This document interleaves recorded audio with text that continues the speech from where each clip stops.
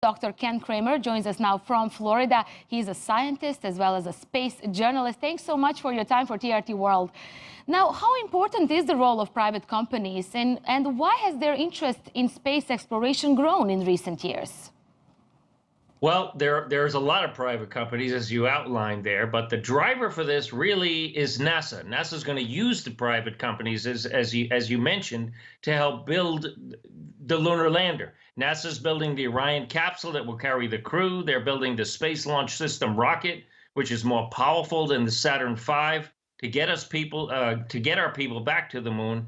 And they want to use the private companies to build the lunar lander. That's the piece that's missing right now, is the lunar lander. How do we get from lunar orbit down to the lunar surface? So people like Jeff Bezos and Elon Musk and other companies are getting study contracts from NASA to build and design that lunar lander. Hopefully we'll have it ready in a few years, and then we can meet that objective of landing on the moon with the first woman and the next man in 2024. And do you think this will happen within 5 years? How important is this for Trump administration? And can we expect, actually, as you said, to have a man and a woman again on the moon? Well, for sure, it's going to be a man and a woman. That's what they've promised, and I believe them. I was just there today at the Kennedy Space Center. Vice President Pence gave a speech, declared the Orion was ready. I saw it with my own eyes, so it's ready to go. The rocket is the problem. It's a little bit behind schedule. And the lunar lander, we need the contracts to develop that. It's only 5 years. Now, I think it'll be tough to do that by 2024, but we need that goal. Otherwise, we'll never go. So, you know, if it goes the next year, that's okay. But we need that goal. We need, like President Kennedy said, to marshal our forces, get together, and have a target and have a deadline. And that's the only way we're going to get back to the moon.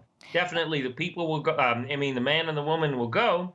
And private industry will play a big role in that to help cut the cost.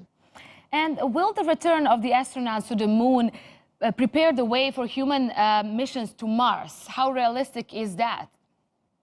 Oh, absolutely. We have to go to the moon first. You know, we can go to the moon in 3 days. To go to Mars one way is 6 months. The round trip is like 2 years. So we have to prove out the technology, the environmental systems, the life support system, propulsion, everything else, to make sure that it's fail-safe. Because, you know, we had Apollo 13. We're on the way to the moon. We had a major failure. If that happens going to Mars, the astronauts would get killed. No doubt about it. So we need to prove the technology at the moon. We haven't been there in 50 years, so we have to prove that it works before we can go on to Mars. And then definitely we should go to Mars. Mars is like the best chance to find life beyond the Earth, anywhere else in our solar system. So we definitely want to do that.